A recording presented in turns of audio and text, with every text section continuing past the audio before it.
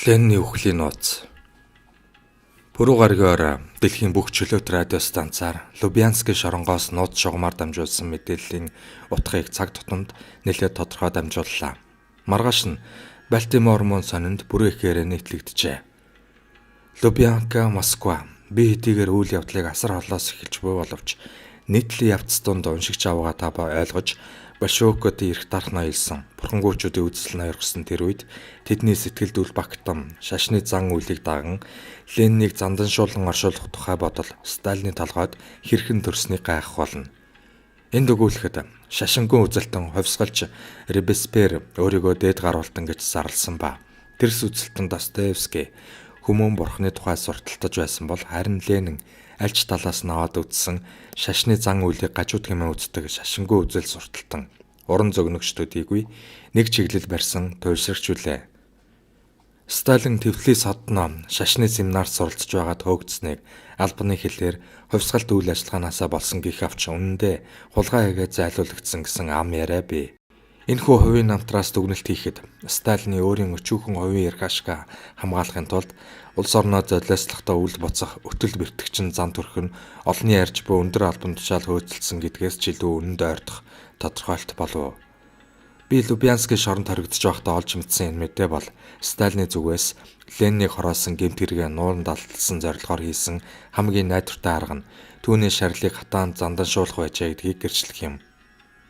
Леннийг нас нөхцсөний дараа энэ тухай цуу яриа төгссөн юм. Сталины засаг бэхжихийн гэрээр аллагын тухай гэрчүүд устгагдж аажимдаа асуудал намтсан боловч 30-аад оны үед Лентэй хамтран зүтгэгчдийг цус урсган хилмигдүүлснээр уул хэрэг дахин босч ирлээ. Леннийг насан эцэснээс хойш 2 жилийн дараа түүний бэлэвс эхнэр Надежда Константиновна хэрв Володин амьд байсан бол өдөрт шоронд сууж байгаа гэж хэлсэн байна. Энэхүү алдуул яриаг сонссон Сталин Крупскаяг дуудан ирүүлж цаашдаа ёс бус зүйл чалчваас нам Ленинд шинэ бэлэвсэн ихнэр олж өгөх болно гэж занал хийлжээ. Крупскаяг энэ цайлган хуучныг баримтлагч хүн байсан ба Сталины хатуужан харгас зан чанарыг үзээд түүний нөхөр Лений тулсан амьдрал нь хэдэн үеийн туршид хэлэгдэх ард түмний эсрэг асар том гэмт хэргийн үйлдэл байжээ гэдгийг ойлгоогүй юм. Ленийг нас барснаас хойш 15 жилийн дараа Троцкий дурсан ярихдаа улс төрийн товчооны хуралдаан дээр Сталин мэдэгдэхдээ нөхөр Ленин хор өгөхийг түүнээс гуйсан гэжээ.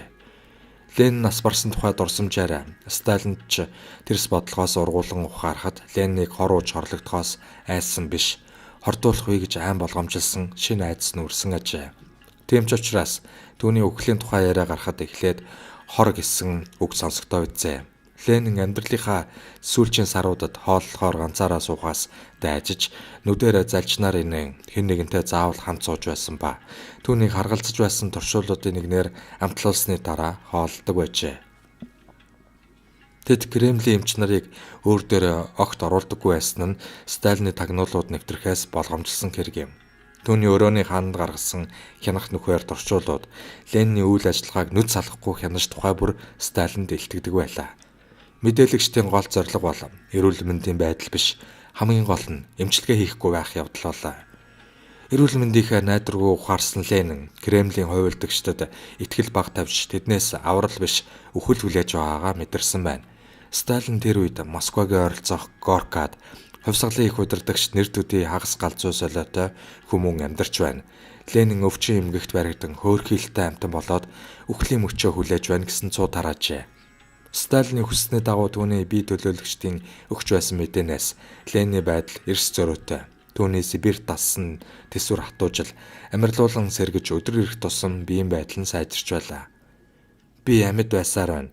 Сталин намайг амьдаар минь оршууллаа гэж Ленин дотны нөхөр Владимировт хэлжээ. Түүнийг өгөхийн өмнө утсан ерөнхий эмч эрүүлчин эрг сэтгэл санаа нэн өдрөг байгаа нь хараад эрүүл биед саруулхан оршно гэсэн латин ардын зүүрөг хүлж байсан ажээ. Муу ёрынд сууд өгсөн тэр үед Ленин жолоочтой Кремль явахыг тушаан өрөөндөө орж бичгийн ширээнийхээ ард зун бичиг цаас онгичж байгаад ширээний нүдэнд нь байрлсан нууцын хайрцгаа эвдэгдсэнийг үзээд царай нь бараажээ. Энэ бол түүний нууц бичиг баримтыг хулгайлсан хэрэг байв. Хэн ингэсэн нь Ленин тодорхой байлаа. Энэ хэрэг нь түүний шийдвэрийг улам хүч оруулж Горкид эргэж ирмэгц Сталинд зориулан занг бэлтгэж эхлэхэд хүргэсэн гэж нарийн бичгийн дарга нь ярьжээ. Тэр хоёрт зөвхөн Кремль болоод намын дотор тэр бүхэл нэгэн газар дэлхий дээр хамт амьдрах нь гал ус мэт харш боллоо. Ленин Сталиныг нэг мөс устгах хар шийдлээ. Сталин Лениныг айдсыг өвөрлөн буцаж ирнэ гэж мэдж байлаа. Гар харах зам бол ганцхан агаад Ленин бие цогцсороо өгч Сталин улс төрийн хувьд амьд үлдэхжээ. Лениныг сахиж байсан хүмүүсийн дотор хамгийн ойр дотных нь Крупская байв. Гэхдээ гол үргийг бие хамгаалагч гүйцэтгэх ба тэр янз бүрийн мэдээ дамжуулж хоол эм хөргөн эмч болон гадны хүмүүсийг оруулна. Нэг удаа Крупскаяг Сталины албатууд яаралтай хэрэгээр Москва руу дуудахад их л дурамчхан яваад эргэж ирэнгүүт Ленин дээр оржээ. Ленин ухаан алдсан байлаа. Хордлого авсан гэдэг талыг баримталдаг төвөгчд. Энэ бол Сталины анхны орлого бөгөөд бүтлгүүцсэн гэдэг. Крупская тогоочоос сольж хувьсгалт ажлын үеэс ойр дотно болсон Гаврил Волковыг авчээ. Чухам энэ хүний тус дэмжлэгээр бид Ленины үхлийн тухай тодорхой мэдэх болсон юм. Байдлыг аж ахуйд Сталин Крупскаяг нэг биш удаа Москва руу дуудсан ба тэр бүхэнд Ленин тавгүтэж айдас давтдаг байжээ. Хамгийн сүүлчийн гайт өдөр буюу 1924 оны 1-р сарын 21-ний даваа гарагийн өглөө эрт Крупскаяг явсны дараахан Ленины бие эвгүүцэж эхнэрээ нэн даруй олж ирэхийг Волковоос хүсжээ. Волков уцаар ирэх хэрэггүй. Тэр тусмаа Кремлээс Сталин Горки руу утастаж өвчтний биеийн байдал ирсэн модсныг мэдэн хүндэт нөхөр Ленины биеийн байдал сайжрах болтол бүгд байр байрандаа байхыг тушаалаа. Тэр үед Ленины эрүүл мэнд хормоор доройтсоор байлаа. Өглөөний 11 цагт хуваар ёсоор Волков Ленинд өглөөний хоол авчирлаа. Ленин хүнжилтөө хөвтөж түүний ойр хавьд хинч байсангүй. Волковыг үзмэгцээ тэр өндийнхийг оролцсноо тэнхлэн тасран дэрэн дээрээ очижээ. Гараас нь хуйлаастай цаас унсныг Волков самбаачлан шүүрэн автал доктор Лилистрапов орж ирээд тайвшруулах тариа хийлээ. Тэр чимээгүй болж мэлмийн хаагдлаа. Ингэж Ленин ертөнцөөс альжээ. Бүр орой болсон хойно л Волковд нөгөө зурвасыг унших боломж олдлоо. Амь тэмцсэн хүний адхан сараачсан гаргац муутай бичгийг тайлахад хэцүү байсан боловч Гаврилушка би хор идчихэ. Над яг яаралтай дууд. Троцкид хэл. Хинт хэлэх боломж гарна тэр бүгдэд хэл хүрэх гэсэн байлаа. Удаан саатуулсны хойно 16 цаг 20 минутанд задлан шинжилгээ эхэлсэн ба тэр хүртэл эмчнэр Кремлээс ямар шийд өгөхийг хүлээж байсан юм. Товчлол Ленинд хор гсэн аваас хорны улмөр бүрэн арилах хугацаа өнгөрчээ. Ленины үхлийн тухай тодорхойлолтод 11 эмч гарын үсэг зурсан ба задлан шинжилгээний мэдээлэлд 10 эмчийн гарын үсэг байгаагийн шалтгаан нь Ленин Троцкий нарын хувийн эмч Гуэтер шудраг бус явагдсан шинжилгээг зөвшөөрөөгүй баталгаажээ. Ленины үхлийн гэрч болох эмч, бие хамгаалагч, түргэн бичээч, сахиул цэцэрлэгч, тогооч, жолооч нар бие биеийнхээ араас шилээ даран алга болжээ. Тэд зөвхөн Горкигоос биш тэдний улмөр 30-аад оны бүүдгэр манд уусаж хорвоод дэлхий дээр тийм хүмүүс амьдарч байгаагүй мэт арилсан гайхалтай. Хаяа нэг хэн өөрийн үхлээрээ явсныг хэлье. Сталин сүүл үлдээ хийгдэвчдэггүй бөгөөд өөрийн дайсан гэрчитгээд тэр бүл холбоочтооч устгадаг байв. Ингээд Ленины биеийг хатаан зандашуулж дотор гисэг шатаах шийдвэр гаргасан нь Сталины хувьд мөрөө баллах сонгомол арга байсан бололтой.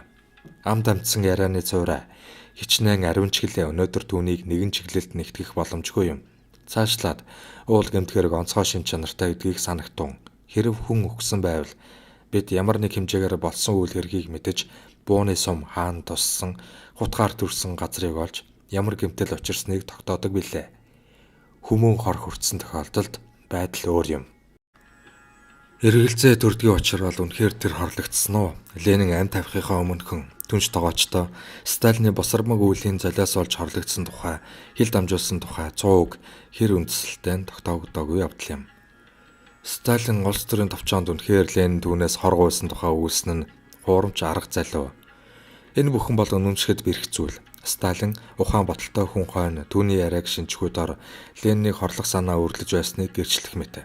Хорлохыг хүссэн. Тэгээд хорлсон үйл ажиллагаа нь хүсэл биелэл хоёрын заагт орших алсын зайд олдсныг хэлхэн зүйтэй. Энэ үед Сталины хорлон устгах гэсэн үйл ажиллагааг ямар нэгэн байдлаар зогсоох арга байсан уу? Зогсоох биш. Төрөвчлөх тухай бодсон түүний бодлыг их болсон газар дэлхий биелүүлж Сталины хорт санааг хангасан босуу. Хорлол үлдэх зориудын элдв байц хэрэглэх шаардлагагүй ажээ.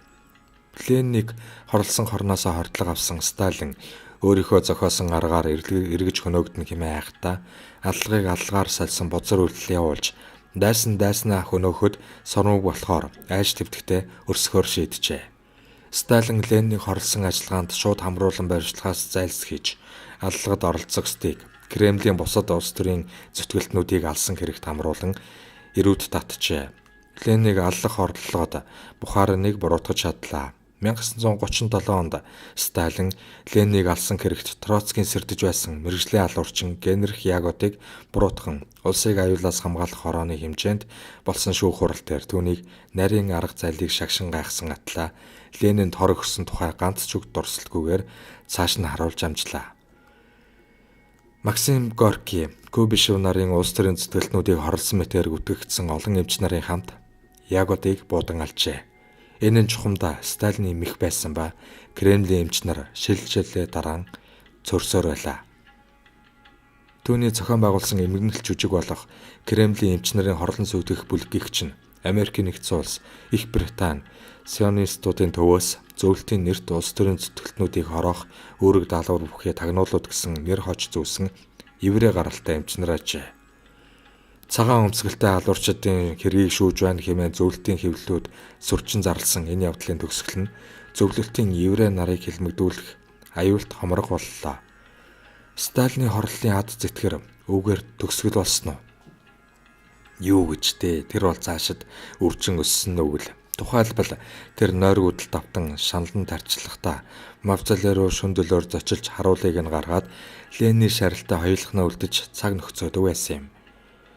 Эн чинь тэгээд нууцлагдсан хэрэггүй. Сталин гүн эмгэнэл илэрхийлэхээр бараалах уу? Тэрхүү шөнийн хин үзэгдэлт Дэмэрлийн гэрч байна уу? Гэрчийн этгээд мэдчихээр байхгүй. Сталин бол хизээд гэрчийг амьд үлдээж байсангүй. Энэ тухай чигт хэлсэн яриа Кремлийн зузаан хааныг нэвтлэн гаргахтаа огт ондоо утгаар түүний намтар дүүхийн утсыг зузаатгагчид сэтгүүлч яруу найрагч болон бусад уран бүтээлчдийн зохиосон цоо шин домог болж Сталин эх орны амин чухал хувь заяатай асуудлыг шийдэх их хэрэгт тулгамдахдаа өөрийн дотны анд нөхөр багштайгаа зөвшин ярилцгаар шөнийн нам гүмд Ленины мавзолейд бараалгадаг гэсэн яриа тархжээ. Өөрийн бозар үлээ Ленины нэрээр цагаатгсан хэрэггүй. Үнэн хэрэгтээ Ленин үхтэл болсон хойноо Сталины үйл хэргийн хариуцлагыг хүлээх болсон тухай домог хөөрнөн. Нэгтлэн үзэхүүл аливаа гэмт хэрэгтний нэгэн адил Сталиныг нүгэл үлдсэн газар нь иргэн дуудсан хэрэг юм. Энэ нь хитрхи хөнгөн хуумгай тайлбар байгаа сте. Гэхдээ Сталин өөрөө тун өнгөц мөл хүмүүн байлаа. Бид түүний үйлд ач холбогдол өгөн гүнзгийрүүлэн эргэцүүл байс түүхийн гажуудал болж таарна. Сталин хүний биеийн эмгэх судлалын задлан шинжилгээгээр хэзээ нэгэн цагт булхаа илэрнэ гэдгийг тааж мэдэхгүй амтан. Орчин үеийн задлан шинжилгээгээр хор ууж өгсөн хордлогыг хэдэн 10 жилийн дараа илрүүлэх боломжтой ажээ. Ленины үсний огт ямар хор илэрхийг харах тун. Гэвч Ленин халдсан шүү дээ. Огт өсгүй бишээ. Түүний даг зулоод шанааны үс занданшуулсны ачаар хуучин хിവэр хоцорчээ. Бичиг баримтыг шатаагаагүй. Хар арилаагүй тун золгүй хэрэг болох нэ. Ленины толгооноос Ягодын хавсаатнуудыг өгсөн хор илэрх юм биш үз. Троцкийн сэжиглэл үнний хувьтай болж Ягодын бэлтгэсэн хорыг Ленинд өгөөгүй байна. Ленины үсний угт Ягодын нууц төмөр авдарт байгаагүй. Фалодын амантинин гэдэг хорууд илэрчээ. Эдгээр нь онц аюултай хорууд ба уусан дорой биш хэд хоногийн дараа хорлох аажим үйлчлэгээтэй. Магадгүй 2-7 хоногийн дараа ч үйлчилж мэднэ. Та чинь Ленин хор эцснээсээ хойш 2-7 хоногийн дараа өвдсөн гэх нь үү? 70 жилийн дараа хийсэн хувилах ухааны задрах урлын шинжилгээгээр бол цаад хугацаа нь 5-6 хоногийн өмнө хор өгчээ. Фалодин ба аманитины харшил нь маш ховор тохиолдол бөгөөд байглаас гаралтай ургамлын зөвлөд үзэгдэнэ. Полифлептидийн бүлгийн хорууд болох Фалодин, аманитин хоёр найрлагад ордог байна. Энэ чинь латин нэр үү? Оросоор Аалзны хор Паутиник гэж нэрлэнэ. Та нөхөд намайг орсоор муугүй ярьдгийг ажиглах бололтой. Хэрвээ Аалзны гэдгийг би мэддэг байгаад түүнээс болж өгсөн гэдгийг урд өмнө мэдж байсан бол бурхан намайг эсгээг. Энэ бол өхлийн аюултай хор юм. Ленин мөөгөнд дурлахдаа түүнийг идэн өгсөн байна. Тэр мөөгөнд хорхоотны нэг байлаа. Эхний хорлогоос арай их юм болтрон гараад мөөг түүхээр ойрын шууд оттжээ. Үхээсээ хэд хоногийн өмнө мөөгний шууд ууя гэж тэр хүссэн тухай дэмий ярьж суугаад нэг нөхөр үг алдсан юм. Ленин өвөл нас барсан байхад мөөгийг чинь би андуураагаа олж 100 төгдөг шүү дээ. Мөөгийг хатааж 100 усхан нөөцлөн давслана. Ленин гэр бүлдээ зориулан өвөлжин идэх мөөг бэлтгэсэндээ их урамтай байлаа. Хатаасан байдлаараа мөөг бараг шинэ үеих шиг амт чанараа агуулна. Цагаан тэргүүнд хар мөөг буюу паутин нэг аалзны хор гихч нь онцгой хортой хагаад дулааны өндөр хэмд хор үл номхотно. Нэг үгээр хэлбэл энэ мөөг нь хатаасан ба дараагийн чаналтын хойноч өхүүлэх чадaltaй хор агуулсаар байх болно. Тийм мөөгнөөс хэсэгнийг авч идвээс шинэ хуучин хатаасан чансан ялгаагүй хордуулан ална. Хэрв Ленин өөрөө санаандгүйгээр хортой мөөг дүүсэн байж болох уу? Андуурч мэдэх юм. Би адил төстэй зүйл бишгүй байдгийг мэднэ. Ер нь иддэг мөөг хортой мөөг хоёрыг ялахгүй андуурах тохиолдол гарсан юм уу? Энэ бол мэдгүй хүнд учирч болох асуудал. Харин Ленин шиг туршлагатай ажигч хүнд бол өөр гэрэг. Тэр өвдснөөхөө дараахан мөөгөнд явсныг сануулъя. Түүнтэй хансаж явсан нөхөр нь Ленийг хэтэрхий ажигч болохыг магтаж тэр хідэн алхмын цаанаас ямар мөөг болохыг андахгүй мэдэж байлаа гэжээ. Би тэгэхээр тийм сайн мөөгчин хортой оргууг ялгаагүй. Тэр дотроо үхлийн хорт эгч мөөгийг мэдэхгүй байхдаа яах вэ гэж бодно. Үхлийн хорт мөөг бол тийм ч элбэг бусаагаад газар сайгүй ургадаггүй лээ. Та нарт Ленин өөрөө хортой мөөг түгээгүй гэж баталгаа алга мэт байна уу? Байна. Аалзны хор хэмээх мөөг нь хойд зүгт нарсан ойд намаг балчигт модон дотор нэг үгээр хэлбэл намгийн захаар ургадгаас биш газар сайгүй хуурай хөрсөнд ургадаггүй юм. Тэгээд юу гэх гээд байна? Ленин мөөг төвхтэй ойролцоо орших Горький авд гарна. Энэ нь довцог толгой болсон өндөр газар юм. Тиймээс ч Оросууд гора уул гэж ярьдаг үзье. Энд намаг болчиг. Тэнд ургадаг мод хөвд өгөө тул хорт мөөг ургах ёсгүй юм. Ленин олон хэмээн хүслээж чадахгүй юм. Учир нь байгалийн зохицол гэж нэг яаж ч болохгүй жамдыг бий. Няцааж болохгүй баримт гаргасан нөхрийнхөө өдөөс үг дуугарч чадсангүй. Надтай хөөрнөгч тэр үед яриагаа өргөжлүүлж Ленин бол асар хүчтэй хор агуулсан аалзны хор хэмээх мөөгөнд хортсон юм. Тэр мөөгийг хорогүйтэй хамт холин өлгөжээ. Мөөг хатгаараа адилхан хатаж хорчин харлах тул хортой хоргууг ялах аргагүй харж байна уу? Тэр тусмаа Ленин үхээсээ хэдхэн хоногийн өмнө мөөгтэй шүл гуйн хийлгэж идсэн байх юм. Хэрв шүл хортой юм бол Ленинээс бусад идсэн хүмүүс яагаад хортсонгүй вэ? Энд бид тийм нэгэнт дүгнэлт гаргаад байгаа юм. Хортой мөөгийг Ленин тавг руу зориуд хийсэн байж таарна. Гавриил Волков гэдэг түнш тогооч чинь Ленин Крупская нарт итгэгдсэн хүн биш үү? Нэгдүгээрт энд өөр тогооч нар ажилдаг. Волков бүгдийг хянах боломж байгаагүй. Хоёрдугаарт Волков Сталинд худалдагдсан байхыг үгүйсэх аргагүй. Түүний ахын эхнэр Кремльд утсан холбоочноор ажиллаж Кремлийн удирдагч нарын яриаг чагнан бичиж авч Сталины арт талын хянагчийн үүргийг гүйцэтгэж байлаа. Тэгвэл түүний дурсамж чинь сохор зоосны үнгүй юм шүү. Тэр тийм биш. Хэрв Волковоос чиглэл үнэн аваас түүний дурсамж бүрчих үн цэнт хүрнэ. Ленинд хор өгсөн хүнд өөрт нь хорлох үйл ажиллагаа эргэлзээтэй мэт байгаа нь хэдэн 10 жил тусгаар хадгалагдсан шарилын тухай яриа босч ирэхээр бусдын анхаарлыг өөрөөсөө хөндөрүүлэх гэсэн орлого байж болно. Волков гэдэг хорлагч гараад ирчээ. Танай оронд бүх юмны хөл толгой солигдож буй эдэртэй үед түүх хүртэл эргэлзээ төрүүлэх юм. Чухамдаа ганцхан Ленин хордсон. Фаладин ба Амантин гэдэг хоёр хорын улмөр түүний өснөө огт үлджээ. Гэрчлэгчийн ярианаас үцхэд Ленин бөөлж үүж дэмрүүлэх үйлчлэгээ үгүй. Хүч солдуулсан толгой өвтгөн үйлчлдэг полилептидийн төрлийн хор идсэн тодорхой юм. Одоо бүх юм байр баримтаа орж байгаа сте. Ленин нас нөхцөн үеийн нөхцөл байдлын зураглалыг гаргахад үхлийн шалтгаан илэрх ёстой. Бид бүхэн юу хүсэж байна вэ гэвэл Сталин Ленин хорлож алсан гэдгийг дэлхийд даяар мэдээсэй гэж бодно. Би харилцан ярилцагчтай олон асуулт тавьж болох авч хэтэрхий их цаг үрхээс болгоомжилж ганцхан зүйл авлаа. Ленинд хор өгсөн гэсэн баталгаа танд байна уу? Тэр тусмаа чухамхүү Сталин хоруулсан гэдгийг батлан хэлнэ үү? Тэр над руу алмайран харснаа нэмсэглэж огт сэтгэдэггүй хүнд хэлж байгаа хаятай. Энд нотлохоо ер хэрэггүй. Олон таван үг тусгүй байдаг юм гэлээ.